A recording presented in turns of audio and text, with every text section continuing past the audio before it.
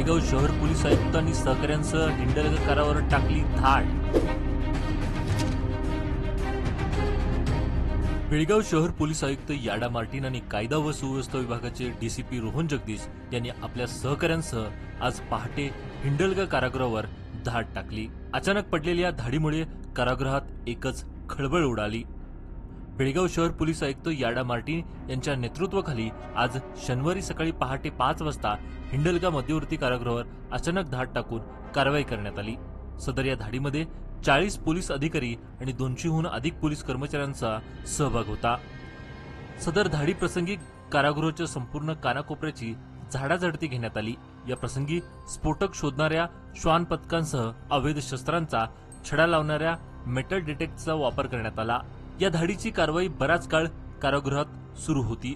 धाडीत 3 चाकू, तंबाखूची 10 पुडी, 1 सिगरेट, लहान हीटर, वायरचं बंडल, विटा यासह अवैध साहित्य जप्त करण्यात आलं।